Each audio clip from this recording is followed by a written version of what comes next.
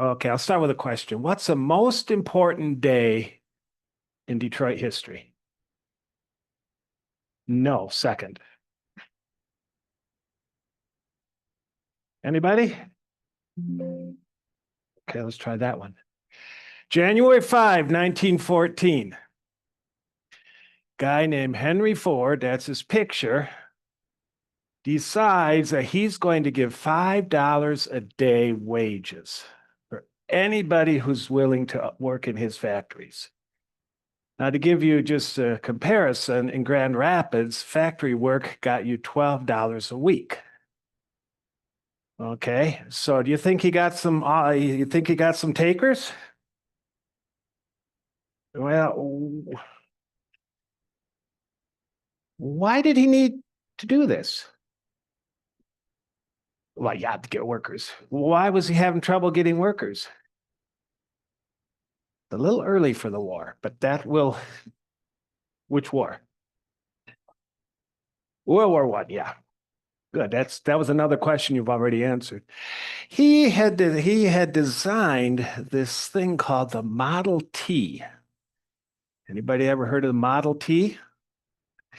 It was designed to be for everybody. It was simple, it was easy to drive, it was easy to repair, and it was relatively cheap. In 1914 or 1908, you could get one for $850. By 1926, they were down to $310. Anybody here give a $310 for a fully restored Model T? Yeah, and between 1908 and 1927, sales of Model T, which was known as the Tin Lizzie, doubled every year. He's producing cars. You can't talk about Detroit without talking about cars, right? It's a motor city. So he's got to get people to work in his factories. In 1904, he opened the Pickett Street, that's the name of the street, Pickett Street plant. This is now a museum. It's one of the lesser known museums in Detroit. It's fascinating. He's making his Model Ts there. In the back, there's a little office that he's designing. Actually, I think he designed the Model T there, but he made the models B, C, F, K, N, R, and S, as well as T. 1908, he develops a Model T. And in 1910, because the Pickett Street plant was, they couldn't keep up, he built a whole new plant, the Highland Park plant. This is just the powerhouse for the Highland Park plant. You like factories? You like factories. You want to see a lot of factories go to Detroit. Most of them are shuttered now, but there's a lot of factories there. 1913, he opens the first movable assembly line. Before that, it took 12 hours to produce a Model T. With a movable assembly line, he could do it in just 2.5. By 1918, half of all the automobiles in the country were Model Ts. Something it was, boy, wouldn't Toyota love to do that? What else is going on? Somebody said it. War, World War I. Archduke Francis Ferdinand of the Austrian-Hungary Empire, yes. He's assassinated. They declare war on Serbia with the blessing of Kaiser Wilhelm of Germany. Within a week, Russia, Belgium, France, Great Britain, they're all aligned with Serbia against Austria, Hungary, and Germany, and we have the start of the World War I. The U.S. remains neutral. Ford is a pacifist, or pretty much anti-war. But things had changed. World War I was the war to end all wars. It didn't. It was the most bloody war in human history. Your last old style war. Here's an army, shoot each other, last guy standing wins. After that, we had more. Supply lines were bombed and factories and so forth. This is how you got logistics to the front line prior to World War I. A lot of manpower and horses. Well, now we have these things called the automobile, and they can make it a whole lot easier. So in Britain, confiscated a lot of the people's cars and brought them to the war effort. How'd you like that? There goes your SUV. And Britain decides they want to purchase some automobiles or some Model Ts. And the Model T, if you go to the Pickett Museum, you can see all the cool things they did with it. They made milk trucks, they made dump trucks, it was a very versatile. So the Model T, Britain decides they want to get some of those. And Ford says, no, I don't like war. I'm not going to sell them to you. However, I will sell you a few to be used as ambulances. What in the world is this? Sorry. Now, once World War I, once the U.S. entered, Ford changed his mind. After the sinking of the Lufthansa, what do they call that? Who is it? Yeah, you're way ahead of me. Lusitania. After that ship was sunk and 128 Americans were killed. Suddenly, the country became very anti-German, and I think it was 2 years later we entered the war, and Henry Ford changed his mind and started making war material, vehicles for the war effort. Now, before the U.S. entered, there were some very patriotic, very caring people who went over to Europe, and Americans who they started the ambulance field service. What they would do is drive Ford's ambulances and not all of them made it. One of the people was Ernest Hemingway. Anybody ever heard of Ernest Hemingway? Land of Hiawatha? Well, that's before that. He was rejected for military service because of, I think, his eyesight or hearing.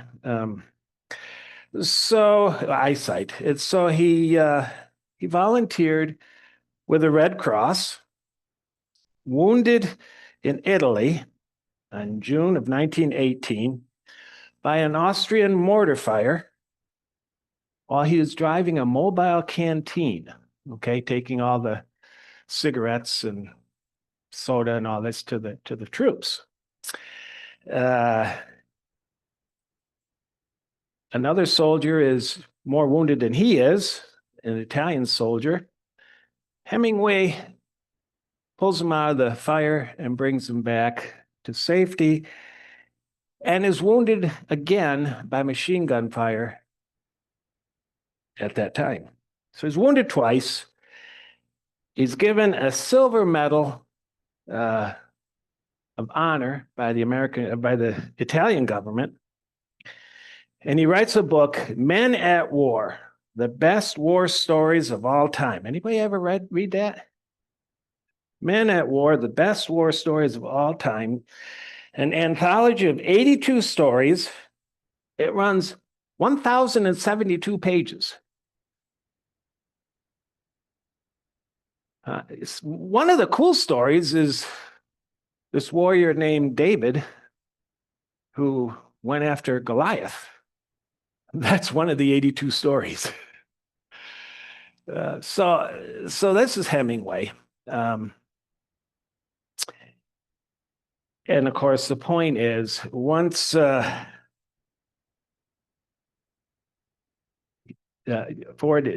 we enter the war, Ford authorizes 15,000 Model Ts to be used for expeditionary purposes, getting stuff to the front, about a quarter of all of them, and 5,400 ambulances.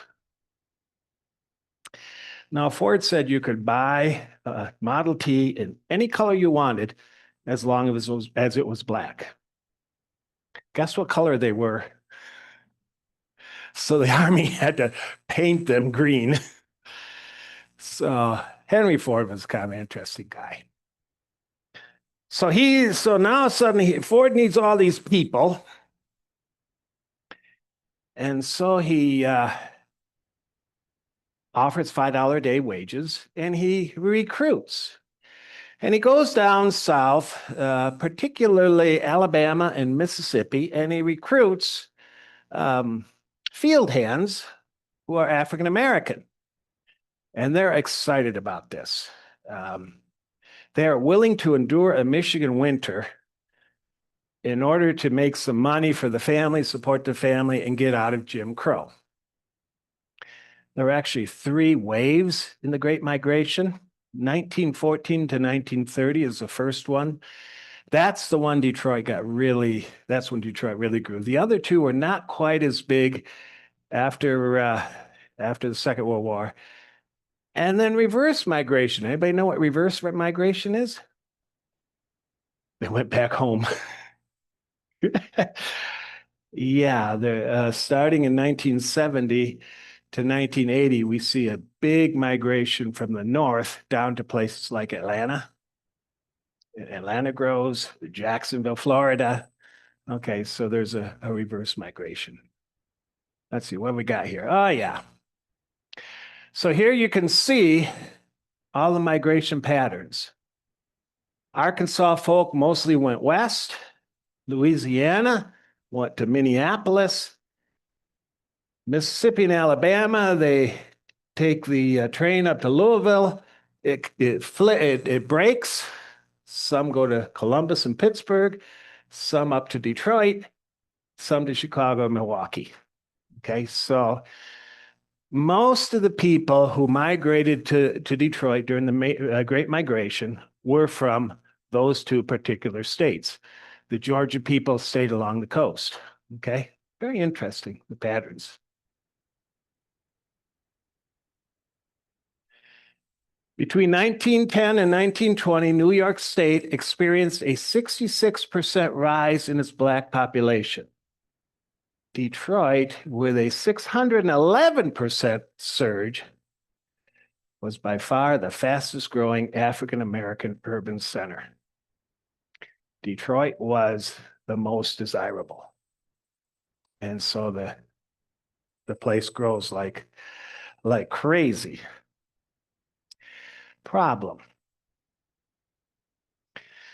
People from Tennessee and Kentucky hear about these $5 a day wages. They wanted them too, and they were white. And they start migrating to Detroit. And you know what they brought with them? Jim Crow. Now, y'all know what Jim Crow is, right? Anybody not know? I don't want to embarrass anybody, but yeah, that whole attitude. In 1910, 6,000 Black residents. 1920, 40,000. That's the growth in that one decade, from 1% to 4%. Suddenly, almost overnight, Detroit's dramatic increase in population put the city in the national spotlight. It became a symbol of full employment, high wages, and a better life for African Americans. And that's when the Southerners heard about this. 1910, 49,000, almost 50,000. I mean, 46,000, 98% white. It doubles, but the percentage goes down. Now, white Southerners had a philosophy, a belief. They believed that African Americans degraded neighborhoods, making them less clean, less safe, less desirable, and less valuable. Before 1910, black folk lived all over Detroit. Anybody know where Corktown is, where the old Tiger Stadium was? They had blacks among the Italians in Corktown. I mean, they were just sprinkled all through the city. Before 1910, most of the new arrivals were coming from Europe, Ireland, Germany. What do you think happened to the German migration once we have a war with Germany? Right? Now suddenly, you have these Southern whites with this attitude, and the attitude catches on. Okay. So, what are we going to do? How are we going to keep these black people away from our neighborhoods? Segregation. Anybody ever heard of this guy? University of Alabama. He's standing there with federal troops. Brown versus Board of Education. They're going to finally force segregation. And he stands there and he says, what? Segregation?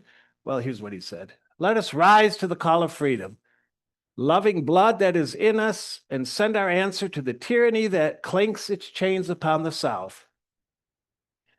In the name of the greatest people that have ever trod this earth, I draw the line in the dust and toss the gauntlet before the feet of tyranny, and I say, segregation today, segregation tomorrow, segregation forever. The man actually ran for president. Y'all remember that? I do. Yeah. He got 5 states: Alabama, Arkansas, Louisiana, Georgia, and Mississippi. How Nixon actually won that election with Wallace taking all those conservative votes is beyond me. Except those were mostly Democratic states at the time. The old Dixiecrat, white Democrats of the South, conservative.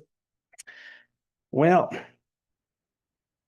what percentage of Michigan do you think voted for Wallace in 1968? I've heard 5, I've heard 20, in between, 10%. Midwestern states, second only to Ohio, which was 11.8%. A lot of people liked George Wallace.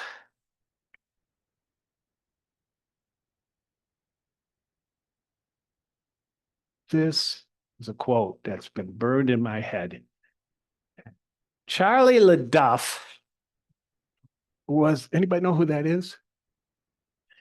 Charlie LaDuff was a journalist for I think it was Detroit News. It could have been the Free Press. Huh? Could have been the Times. Except I think that's not around anymore, is it? Yeah, okay. Well, anyway, he's a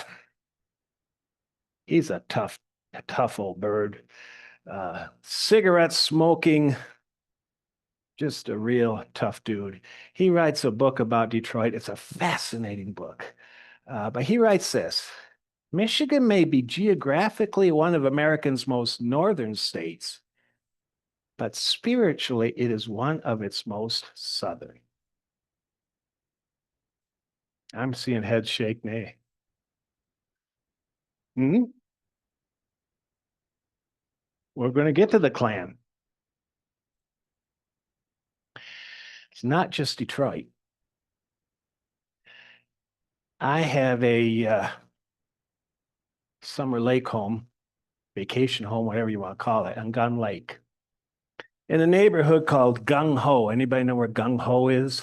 Anybody know where the dam is on Gun Lake? Right next to it is Gung Ho. It's kind of a, I like to call it the ghetto of Gun Lake. That's what I can afford. My neighbor has a certificate, a deed from 1971. And on the deed, it specifies you cannot sell to blacks or Jews. 1971. When I was a kid, we had an ice cream place, Kurt's Curly Cone. Kurt started his name with K, but Curly and Cone start with C. Guess how all three are spelled? You know, I asked some friends of mine yesterday over coffee about five guys who are pretty progressive. I said, "Do you think that's significant?" Now, by the way, Kurt's Curly Cone was started in 1954, so it's started much later. How many of you think that's significant?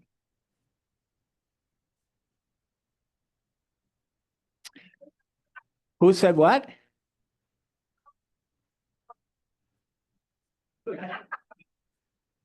Well, that's a good idea. I have no idea. I have no idea if that was intentional or not. I mean, I couldn't interview Kurt. I don't know who he is. But if you were black, would it be significant to you? Now, the funny thing is, I stopped on the way in this morning to take a picture of Kurt's Curly Cone because it's an empty building. Next door, if you know Gun Lake, next door is Curly Cone with C's. And it's a really cool ice cream, and we go a lot of times. Ice cream and um, nice, little meal, burgers and whatever. They have a picture in there of the original Kurt's Curly Cone. But when I went to take a picture this morning, they've actually taken the sign down. The building is there, sort of falling apart, but the sign's gone. Michigan, maybe geographically one of America's most northern states, but spiritually one of its most southern. Anybody know what a sundown town is? What's a sundown town?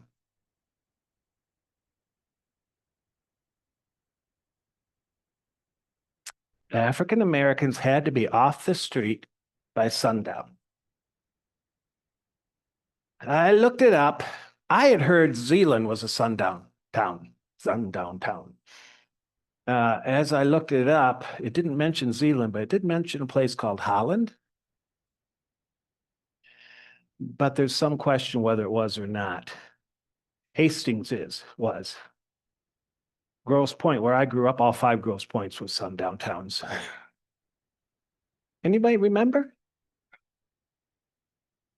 Was Holland a sundown town? Okay. Hmm?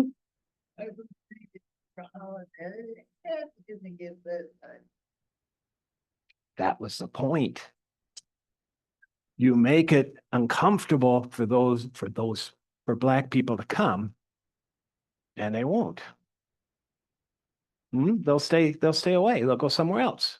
They'll go to Muskegon or whatever. So returning to Detroit, and we got these Southerners who say, we don't want black people living next to us because it's going to degrade our property values. And by the way, you have to understand a little bit. People's home is often their biggest financial asset. So, I mean, they want to protect the asset. I mean, any of us who are homeowners have that sort of, that's understandable. But African Americans in Detroit were now confined to two neighborhoods. One's called Black Bottom, One's called Paradise Valley. Anybody know about this? Anybody know about this? Black Bottom? You've heard of that? Black Bottom, you'll see, was named for its soil, not for the color of the people. Okay. The French called it Black Bottom because it had very dark, rich soil. Black Bottom is right here. This is, if you know Detroit at all, this is Gratiot Avenue. Between Gratiot and Jefferson, which runs along the river, Brush Street and St. Aubin. That was Black Bottom. Paradise Valley was very close, north of, it went north. Notice something interesting. The freeways. Here's Ford Field, that was Paradise Valley. Comerica Park is half in the former Paradise Valley. Yeah.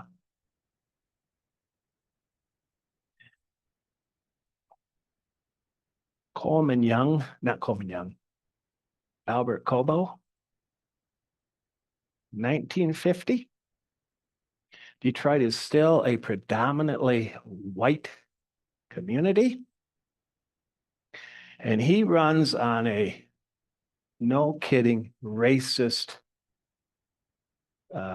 agenda, platform. By this point, by 1950s, Detroit is all covered with what they called restrictive covenants, like my place in Gun Lake. Like 90% of the city is restrictive covenants. You cannot sell to Black people or Jewish people. The Supreme Court ruled you can't do that. Cobo, remember Cobo Hall? Why do you think they changed the name when it became a predominantly Black city? Right? Cobo runs on, he's going to defend the property rights. He's going to defend restrictive covenants. He gets elected overwhelmingly. We're after the Second War. Anybody know the first paved expressway? Anyone know the first paved road in America? Woodward. Anybody know the first expressway? No. Nope. Davison. Davison connected Woodward Avenue with Ford's factory during the Second World War so the workers could get to work. You know what the other one was? Huh? You're very close. I-94. I-94 started at the Dearborn line and went out to the Willow Run Airport. Second World War, they were producing what? A plane an hour?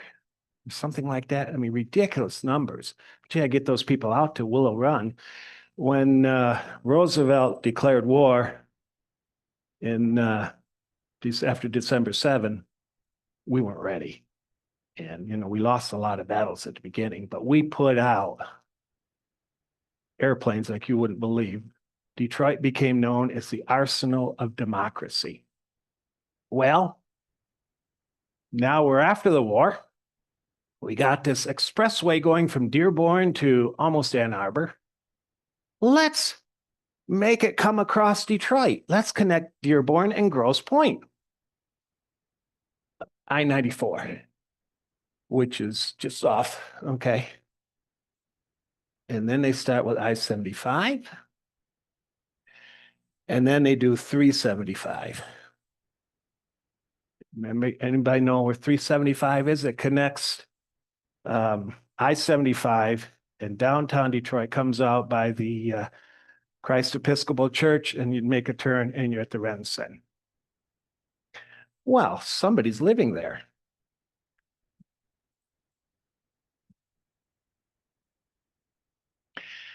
There's a reason why we had to move the Black folk. It was starting to get ugly. Moving back, I got ahead of myself. That's actually next week's lecture, but that's okay.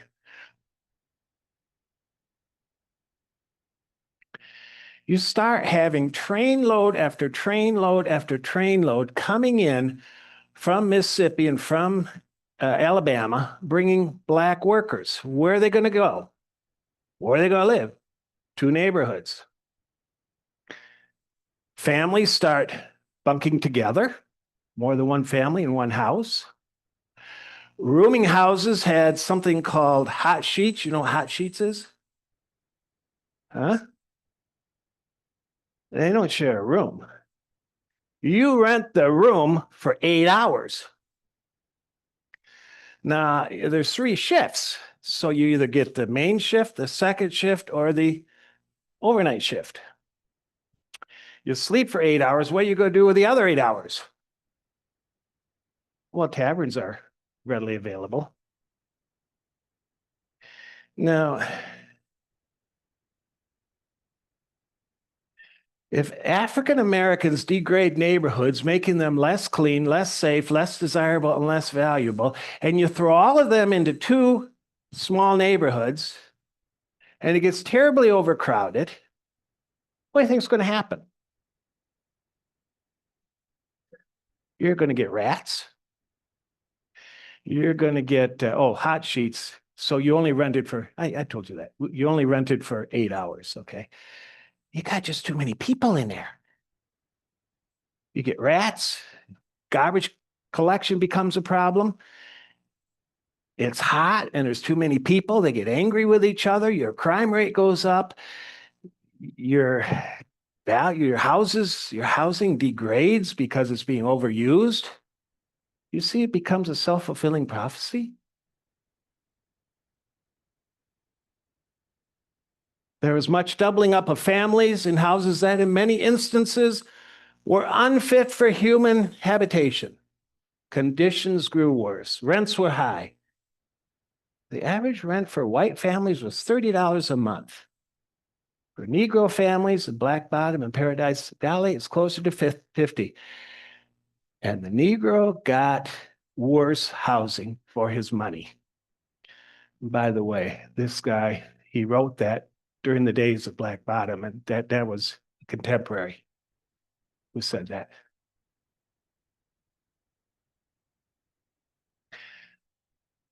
That one little boy, um, second from the right. Look at his eyes. In fact, none of them have really sparkling, happy eyes, do they? The eyes are the windows to the soul. You think that was done intentionally? I don't think so. I don't think that's a posed picture. Hmm? You ever heard of shotgun houses? Really? I had never heard of them. They had a lot of these. What's a shotgun house? Living room, kitchen, bedroom, straight through, not a hallway in the whole place. It's always waste space. You put two families, maybe three families into a shotgun house, what's going to happen? Problems. Here's Black Bottom, a picture from 1930. Found that fast. I just thought I had to show it to you. So we got our problem solved. And then the government gets involved. You know, when the government gets involved, we always have problems. We need less government, right?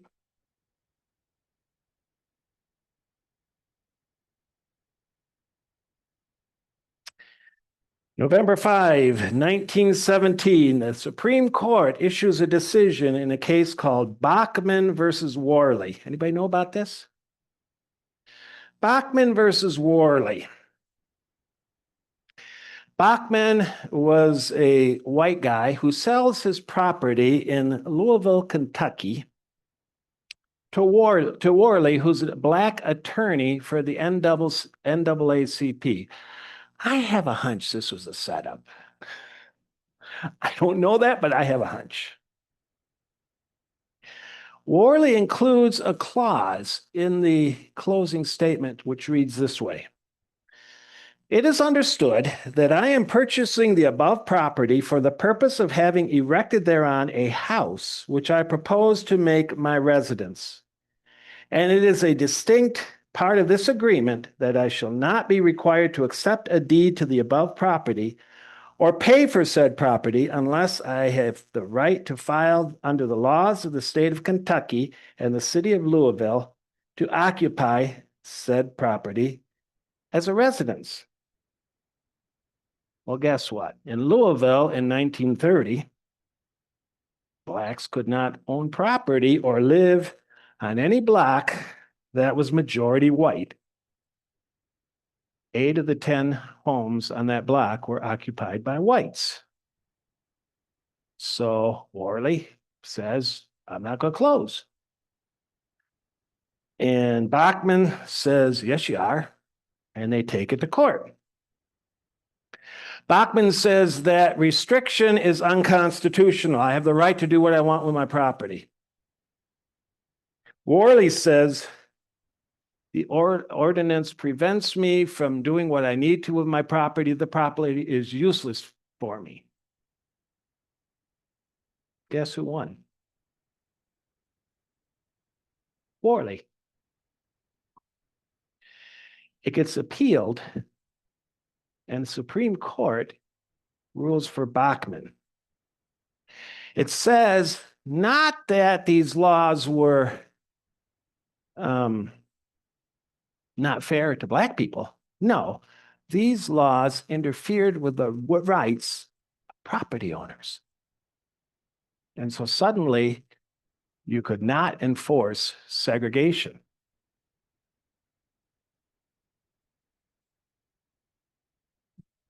This was an article, April 10, when they started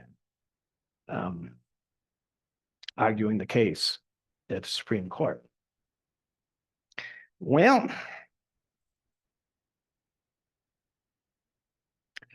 laws don't change attitudes. This actually came quite a bit. This picture is quite a bit later. The Sojourner Truth housing project. You know anything about that? This comes from that era. But it's the same attitude. Notice a few things. Notice the American flags. Huh?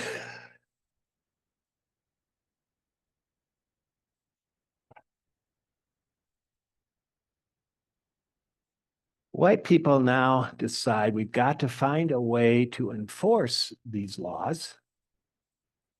And the best way is violence. And there's a group that had just reemerged to help funnel that violence, to help coordinate this. You know what their name was? The Ku Klux Klan. Ku Klux Klan originally was in the South during Reconstruction, the first 10, maybe 12 years after the slaves had been freed, after the Civil War. And I read a book which is fascinating about that. It's entitled, But There Was No Peace. One interesting history book.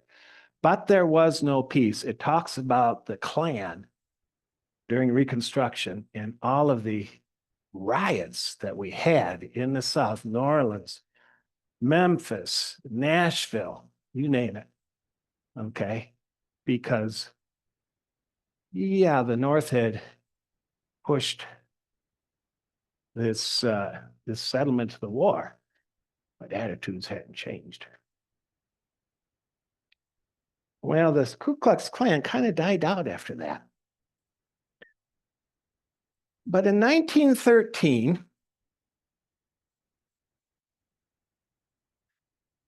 a silent movie comes out, The Birth of a Nation, The Klansman, telling that story of Reconstruction. This is a scene. Gus, the black guy here, played by a man in blackface, a white guy in blackface, is being tortured, lynched, whatever, by the Klan. D.W. Griffith was the producer of this movie. It was the best-selling movie, the biggest blockbuster of any of the silent movies.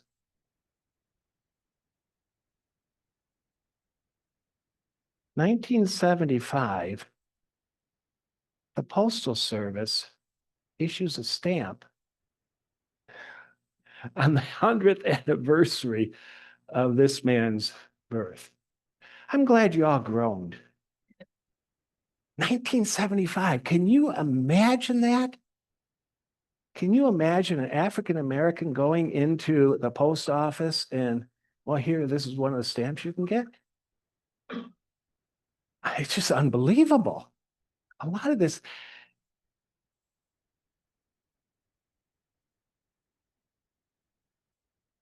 There are a lot of people that deny that there is such a thing as structural racism. I don't deny it. I see it over and over again. And so that year, motivated by birth of the nation, a guy named W.J. Simmons, colonel in the Army, redevelops the Klan. He's from a place called Stone Mountain, Georgia. Anybody been to Stone Mountain, Georgia? On your way to Florida, right?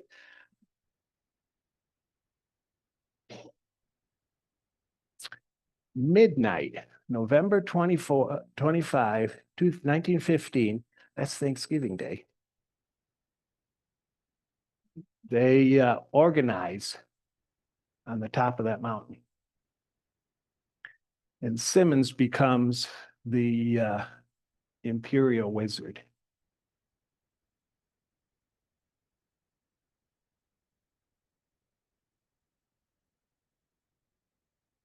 That's Stone Mountain, Georgia. That is Jefferson Davis, Robert E. Lee, and who's the third one? Stonewall Jackson.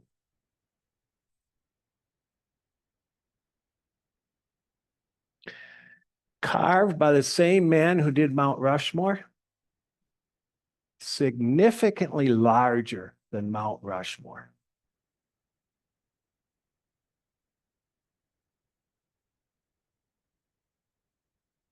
It's heritage, not hate, right? So here's what happens in Detroit. 1914. Ford issues his offer of $5 a day wages. First 2 years, it was mostly the immigrants, Germans, Italian, Irish who were taking it. But suddenly, in 1916, the Black migration north really takes off. 1 year later, the birth of a nation. 1921, there are 3,000 members of the KKK in Detroit. By 1922, 23, 2 years later, 22,000. In 1923, there's an anti-Klan rally in which the Klan interrupted, and they called it a riot, but I couldn't find a whole lot of information on that. 1924, proposal on the Michigan ballot to outlaw parochial schools. Why would they want to do that?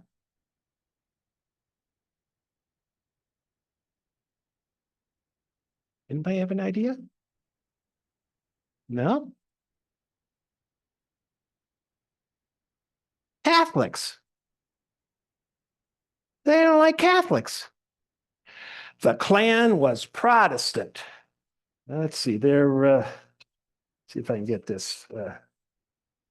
See, I can read it or I can tell you, and if I tell you, then I miss some of the cool stuff.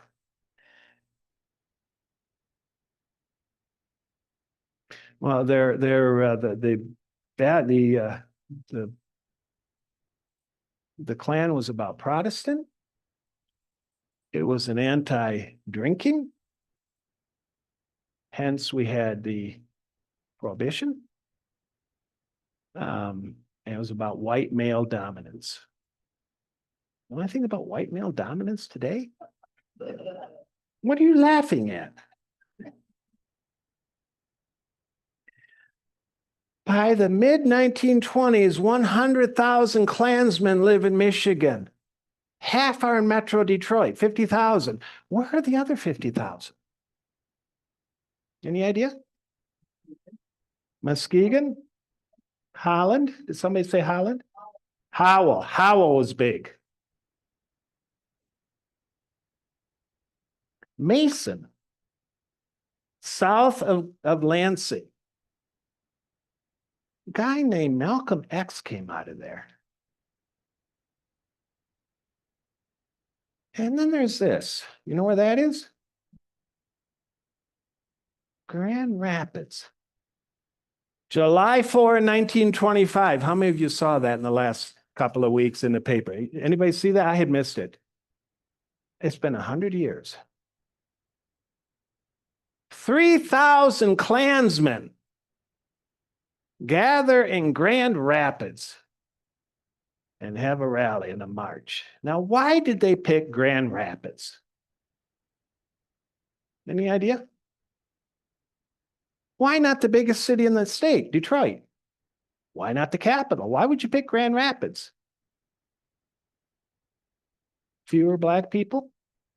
You're starting to get close. Our recruiting effort, bingo. What do you know about the people of Grand Rapids? Dutch Reformed. Would you consider that Protestant? Heavily Protestant town that voted heavily in favor of prohibition. Does that sound right? We weren't allowed to drink in those days. I guess we always could drink, couldn't we? We couldn't dance and go to theaters and card playing, right? But we could drink.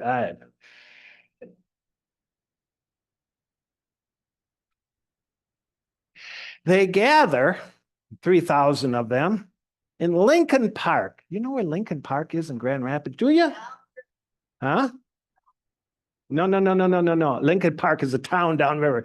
No, there's a Lincoln Park that's a park in Grand Rapids. Anybody know where that is? It might not be there anymore. I don't know. It's on the west side. They march down Bridge Street, downtown to Ottawa Avenue. Again, we don't have the expressways. South on Ottawa Avenue, hang a right on Fulton, and head out Fulton to John Ball Park. What do you know about those neighborhoods?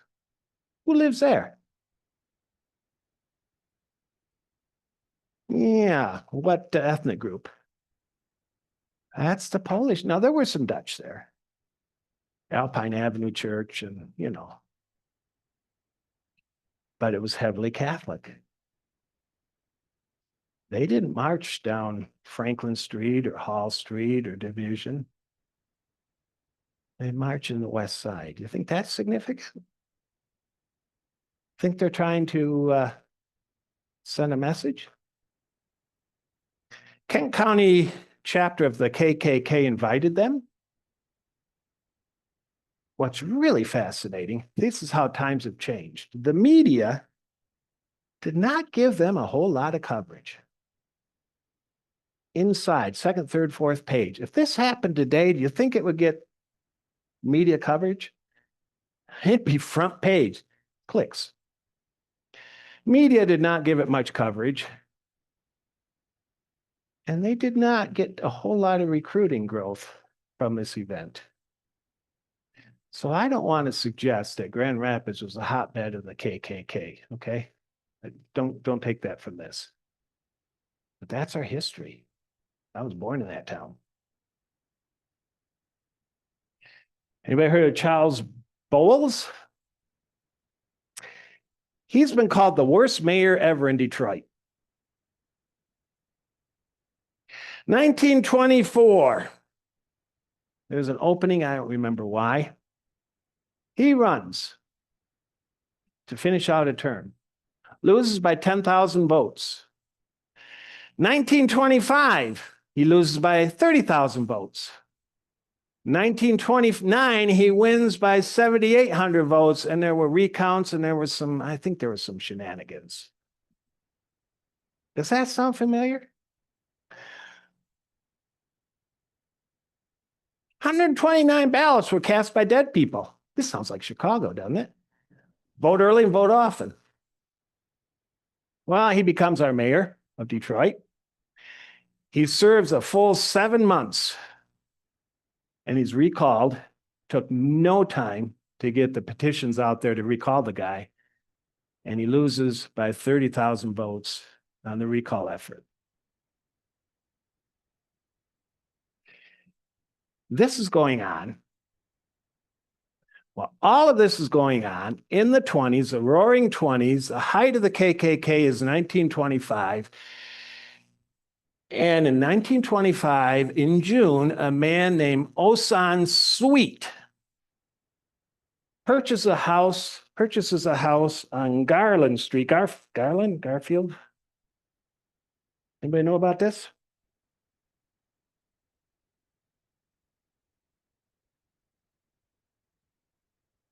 $2905 Garland Street. I think it's around the corner of Charlevoix, if I'm not mistaken. 2905 on East Side, Garland Street. He buys it for $18,500 from the original owner, white guy. Doesn't move in. That year, 1925, there were 5 black folk families that dared buy a place in white neighborhoods. One of them rented a house on Northfield Avenue in April of that year. 5,000 people gather in front of his house, throw rocks, and threaten to tear it down. They decide to move out. Again in June, Dr. Alexander Turner, I wonder if they knew each other. Dr. Alexander Turner, who's a black physician, purchases a very nice house on Spokane Avenue. The moving van arrives. A crowd gathers. The windows are shattered as bricks and potatoes and other missiles were hurled through into the home. Within hours, 2 white men from an organization called Tireman Avenue Improvement Association enter Turner's home and ask, "Will you sell the property back to us?" He did. He did.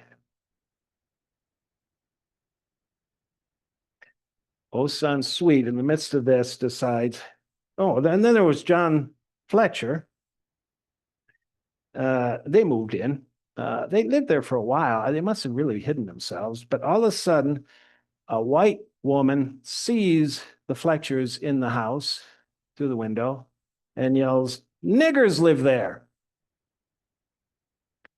Fletcher got off 2 gunshots, one wounding a teenager in the thigh. He's arrested. They move the next day. Osan Sweet, in the midst of all of this, decides to purchase this house. Hundreds of folks, even thousands, gave him the same welcome as the other people got.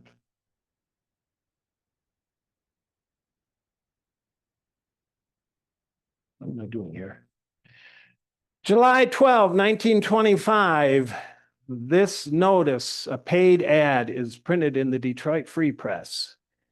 To maintain the high standard of the residential district between Jefferson and Mack Avenues, a meeting has been called by the Waterworks Improvement Association for Thursday night in the Howell School Auditorium. Men and women of the district, which include Cadillac, Herbert, Garland, St. Clair, and Harding Streets, are asked to attend in self-defense.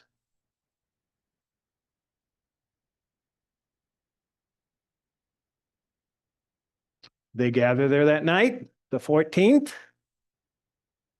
and somebody yells, one of the speakers from the podium gets all excited, and he finally says, "Where the nigger shows his head, the white man must shoot." And he gets a rounding cheer. That, by the way, is Kitty Corner from the house. Anybody seen that house, been to that house? It's a historical landmark now. Really interesting. September 8th, Sweet decides he has to move in. He says, "I have to die like a man or live like a coward." So they move in.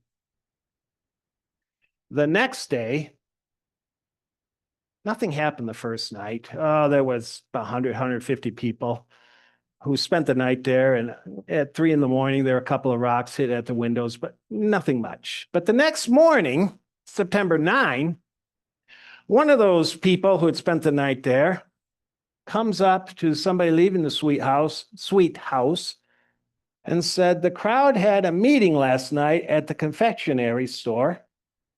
They say you better get out of here tonight. You've been warned." As Mrs. Sweet is making dinner, somebody looks out the window. My God, look at the people.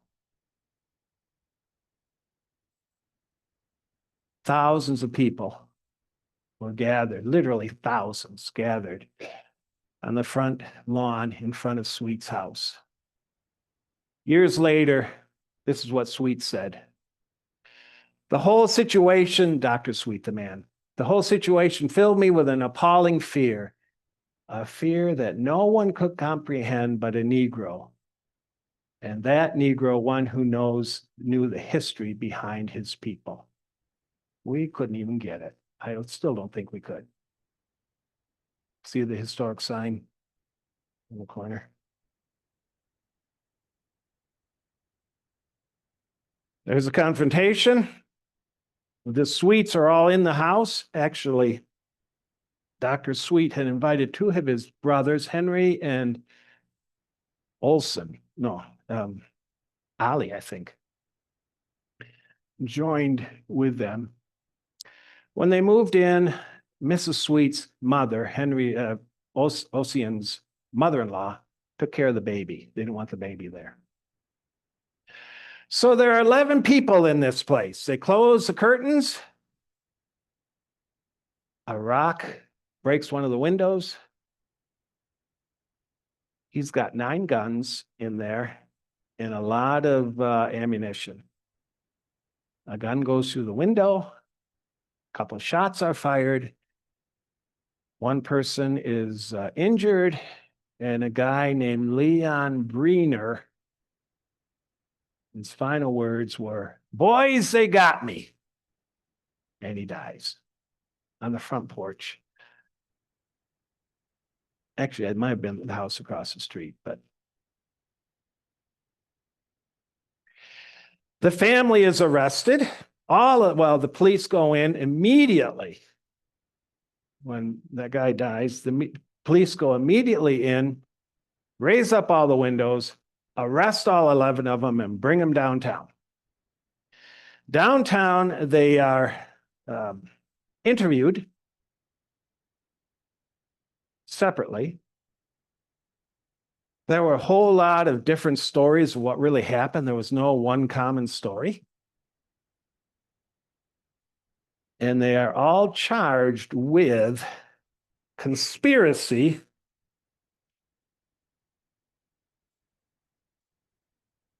let's see here. Conspiracy, conspiracy to commit murder. Okay. So the leaders of the Detroit chapter of the NAACP Go to New York City. And they knock on the door of this man named Clarence Darrow. Anybody ever heard of Clarence Darrow? He had just finished losing the Scopes monkey trials in Tennessee. Now he's back in New York.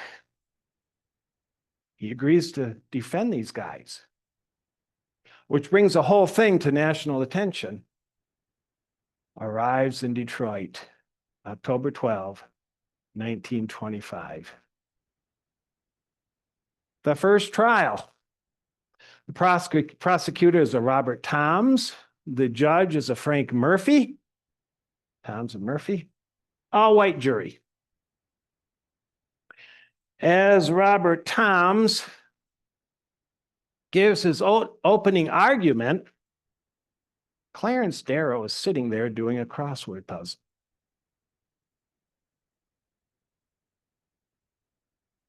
The prosecution called 70 witnesses. I'm not sure, but I think Darrow only called 2. The jury goes into seclusion after the trial. This is the day before the Thanksgiving holiday. So they get to be talking about this over Thanksgiving Day. You think they're happy? It is said that you could hear them yelling and screaming at each other from Murphy's office. But when they brought a turkey dinner with all the fixings, things calmed down.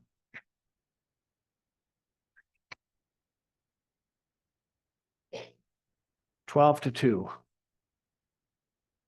on Henry and Ossian.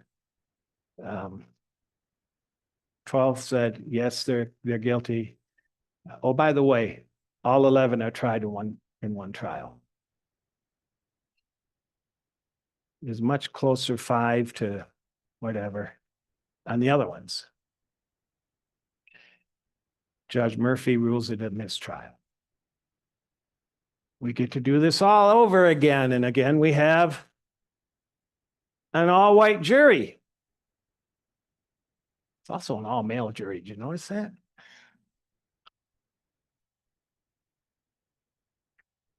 This time, they only tried Henry, Ossian's brother. Henry admitted to firing the gun. Admitted to it.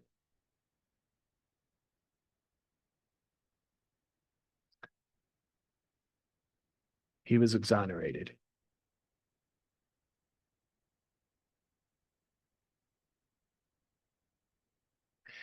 Darrow said that was one of the strongest and most satisfactory closing arguments that I've ever delivered. Judge Murphy said, this is the greatest experience of my life. That was Clarence Darrow at his best. I will never hear anything like it again. He is the most Christ-like man I have ever known. Boy, wouldn't that be neat to have that on your tombstone? Or woman? That's something. I'm going to close with, found this in the Detroit Times. Actually, I found it quoted from the Detroit Times. Cults of this nature, we're talking the KKK, with their hocus pocus oaths and their fee, fo, fi, fum passwords. By the way, the KKK is patterned after the Masons, okay? They're throwbacks to medieval times. Yeah. Unhappily, there will always, it seems, be poor dupes to swell the membership rolls of these evil cults. They are invariably of the same stripe, workaday people of limited advantages and intelligence, to whom the ceremonials, the silly gibberish, and the spooky trappings promise adventure and romance. I would never dare say that. But the Detroit Times did. Who said about the Detroit Times? Well, that's all I have. What do you guys want to talk about? Tigers are doing well, aren't they? Oh, that's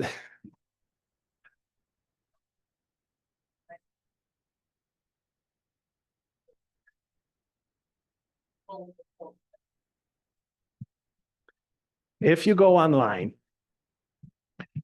there is, oh, would you say that for the class, for the, My question is, what is the point of his closing argument? What was his focus?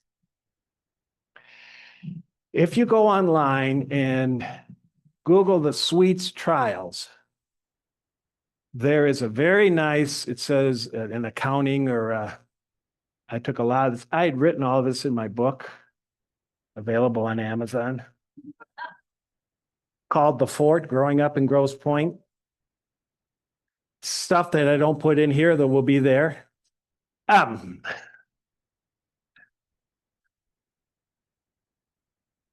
I got lost track. What? Yeah, an accounting or an account of the trials. It gives a very good summary, including a lot more quotes than what I have. And it gives a lot of Darrow's speeches. So I can't tell you, but I can point you to the answer. Okay. We have a comment from online from Anne. She has two comments. There certainly was a period of time when Black people could not buy property in Holland. And also some Klansmen were in the UP, the Upper Peninsula. Thank you, Anne. I didn't know that. Not surprised, but I didn't know that. I think over here next, actually, the gentleman back there, I think was.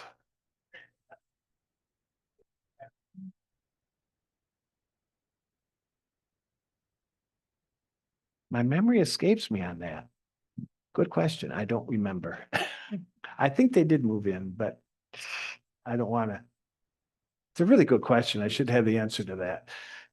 I know back in the 70s, there was an area in the east side of Detroit called Indian Village where the Black professionals could live. And on the east side, I believe Sherwood's Forest, around the west side of Detroit, Sherwood Forest was where the Black professionals could live. By the 70s, the whole city was open. Coleman Young lived there. He actually, I think the mayor's mansion is in Indian Village, so he lived there.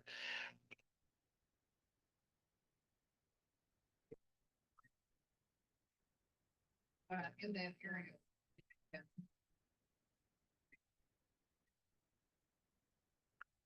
If I ever were to move back to Detroit, I would love to live in Indian Village. It's really cool.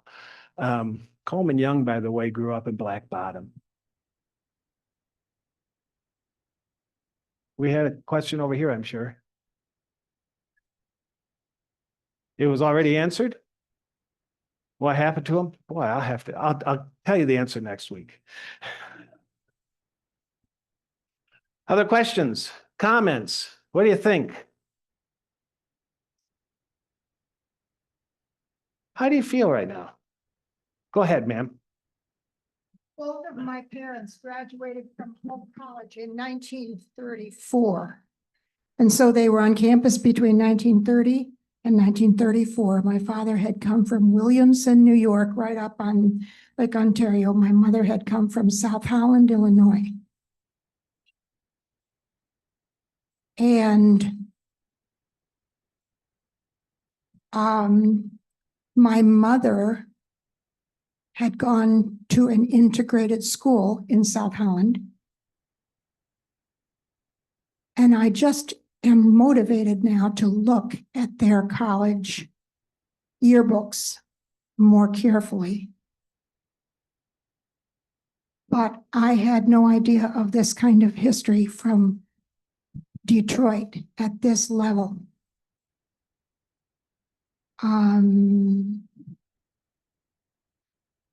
The previous slide seems to be looking down on uneducated people, classifying the racists as less educated and trying to imply that people of greater education and perception wouldn't have anything to do with this. But I wonder, because the sororities and fraternities, at least one or two events Is that the slide you're talking involve about? blackface comic things that a sorority would just do, just like this is a form of humor of this period.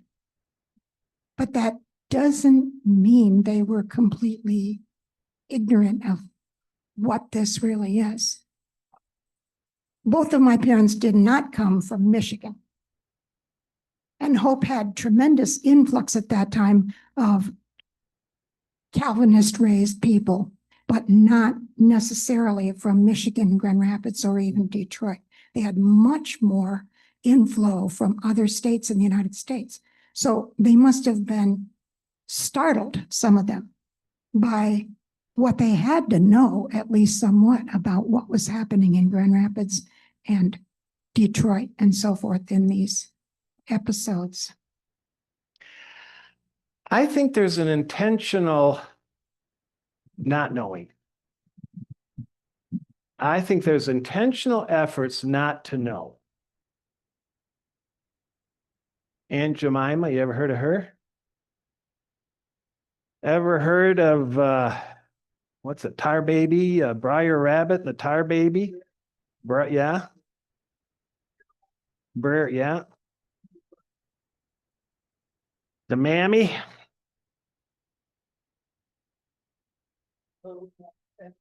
Little Black Sambo and Sambo's Restaurant. All over, folks. After this, I decided I am woke. I want to be more woke. That is not for me a negative thing. I'm also a liberal, I guess, but which you don't see many of in the Christian Reformed Church, let me tell you. Go ahead. Our son married a Black woman. My only two grandchildren are of mixed race. I brought them to a play here, a children's play, and I'm reminded of attitudes that just keep going on. And I was standing in line with my mixed race grandchildren, and the woman behind me said, "Those children are so beautiful. Where did you get them?"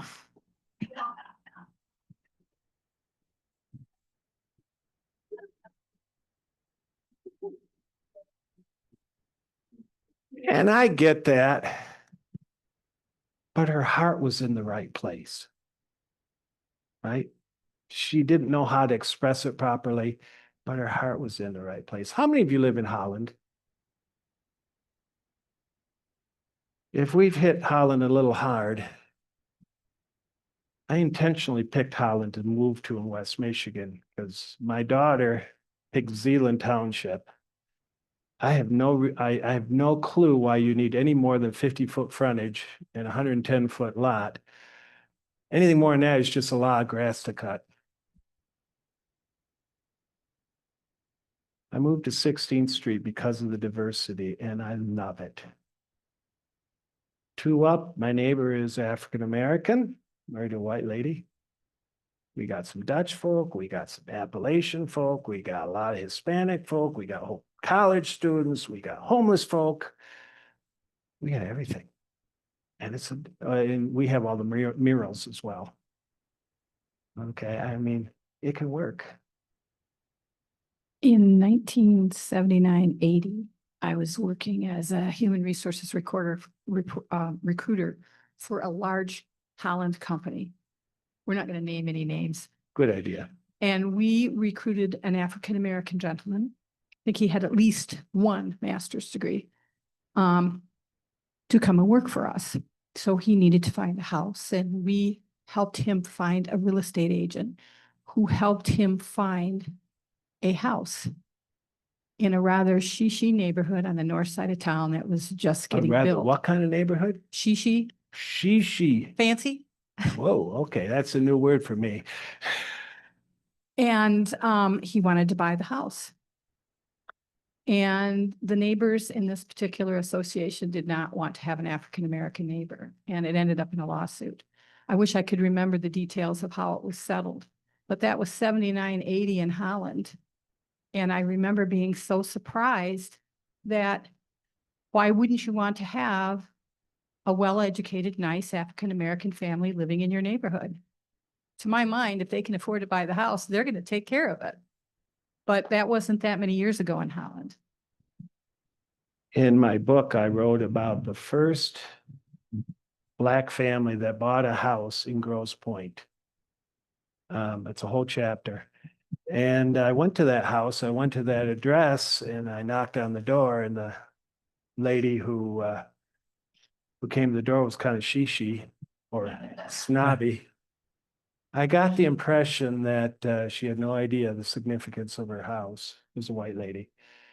I decided it wasn't a good idea to take a picture and put it in my book, so there's no picture of that house. But yeah.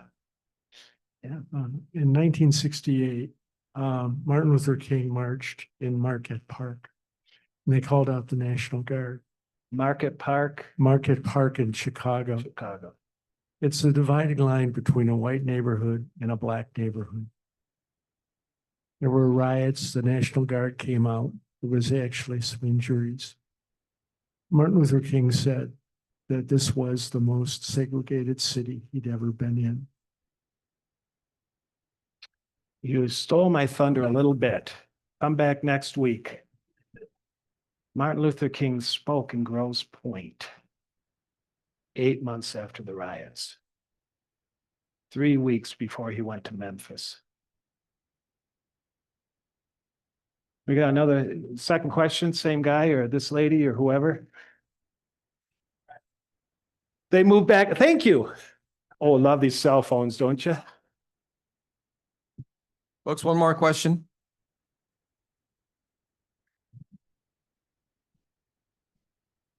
It's not really a question, it's just a comment. I've been writing about my experience coming to the United States in 1967, From England. And I find that one of the things I wrote about was, well, the title of my piece is America and Education in Midwest Conservative and Don't Be Different. And I think it's a pervasive undercurrent in American society of, don't be different, whether it's being Black or being Jewish or being just from another place and having different ideas or different cultural values. So, and which is kind of what I was writing about in my piece. So I don't know if that's true of the whole Midwest, but that's certainly been my experience here. I don't fit the norm for a person from Holland, Michigan, even though I have a Dutch last name. And it's hard. yeah, and well, we moved to the Detroit area because my father was a tool and die maker. Where? Well, he started out with a company called Republic Die and No, I meant Tool. what town? Oh, Westland, Wayne Westland area. Mhm. A lot of tool and die companies in Detroit. Right. Yeah, he ended up working for GM out at Willow Run. So. Okay. We have one comment online. There's a powerful documentary called Ethnic Notions that depicts many of the stereotypes you just mentioned, including the D.W. Griffith film.